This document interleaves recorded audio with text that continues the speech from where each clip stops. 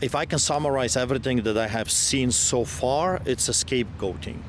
This whole thing is about blood. They want blood. The government wants blood. They don't care how they're going to get it. This is punishment. This is statement. Everything I've heard so far today is they are bent on hurting them as much as possibly physically, spiritually, mentally they can. And of course, they're not only after them, they're after the family. They're hurting the family. There is absolutely no reason to not let those boys out. You can put monitoring bracelets. You can put house arrest.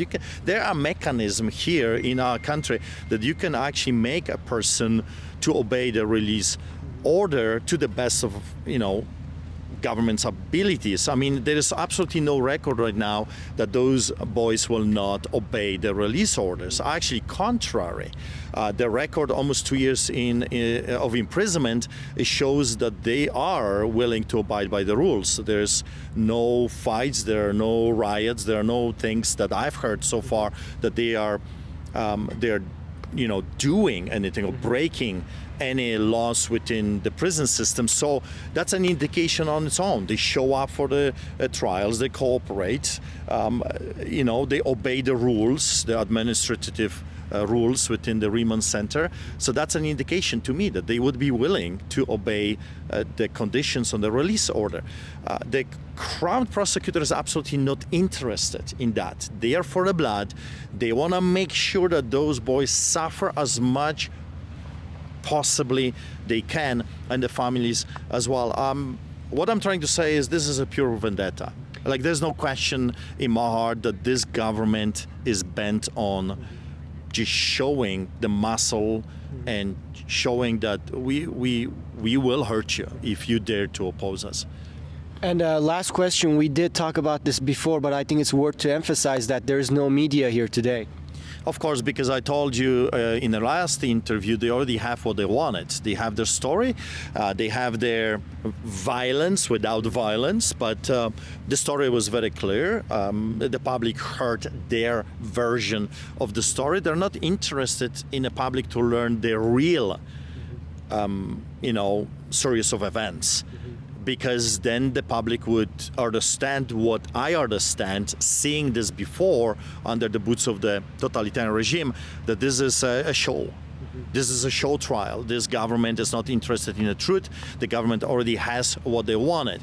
They don't want, however, the public to know what this government is doing to their own citizens. And you see me wearing a Solidarity hoodie. Why? Because this is exactly a repetition of history. And so how you tackle this beast?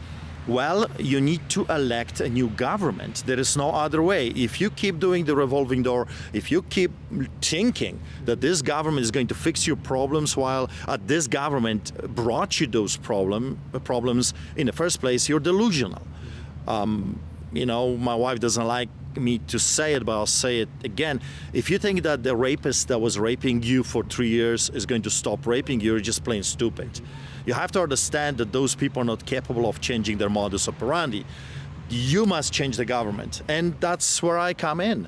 I am giving an opportunity to an average Albertan to be represented and someone that understands the problem and wants to fix the problems. We need accountability. We need checks and balances. We need to, we need to bring sanity into this insanity. We need reforms, and I'm talking about every sphere of influence. So I'm talking about the justice system, education system, healthcare system. You name it. Wherever you look, the system is broken. How are you going to fix it? With the same people that broke it? Or finally you realize, okay, we need new people. We need new party. Solidarity Movement of Alberta will be waiting for the Albertans. If you want sanity, if you want reforms, if you want to go after some of those villains, because they are the villains, the government officials are the villains, especially this pathological liar that lied over and over again, Special Crown Prosecutor Stephen Johnston. Well, he lied, and he can get away with every lie he thinks of. And that's what I saw today. I see lies coming from the government, and that's a very sad day for justice. And in the end of the day, the people Our own citizens are rotting in prison. Well, you spent 50 days in jail, so I understand you are coming with a concrete plan to dismantle your oppressors and the oppressors of the people.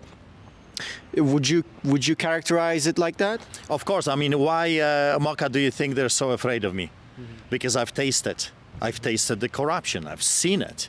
I've seen what those people are capable of, and justice and rule of law and constitution, the criminal code of Canada, to those people, those things do not exist. They only use them when it suits their narrative. Or they will come about, well, we need to maintain order, we need to maintain, the presumptions and all those different things. Oh, well, the truth is, they don't care about the law. They don't care about justice. As long as injustice suits them well, they'll keep pillaging, keep raping, keep destroying. How you fix that broken system? Well, you have to reform it. You have to bring anti-corruption force. Some of those crime prosecutors should be charged. And I'm not kidding. Some of them should be charged with actual crimes because they lie.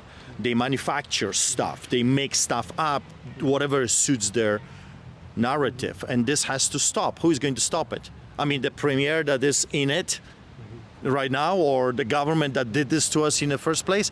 No, the government that did this and is still doing it will continue to do that, because if that government would stop, well, then we have to revisit all of the bad things they have done to us, and they're not interested in that kind of justice. So you need a new, fresh entity. You need someone that is from outside. Enough of professional politicians. Look what the professional politicians did to us. I think I would vote for a neighbor, because the neighbor understands what I'm coming from. The neighbor understands how much I'm hurting, because my neighbor hurts the same way I'm hurting. Keep electing the same villains. Do not expect different results. Stop the revolving door. Stop the insanity. Give a chance. At least give us a chance to prove our case, because without giving us a chance, there will be no changes seen in a foreseeable future, and that's pretty sad. I was just talking to a sheriff all morning about my experience under communism regime, and of course the only way I can describe it is hell. If you want hell, keep doing what you're doing. If you want to change that, you have to stop voting the monsters in. And that's how I call them. I was observing the Crown prosecutors today, their lies, their manipulation, and one word comes into mind: monsters. They're monsters. And we can stop them. You can stop them. Albertans can stop them. Thank you so much for your time.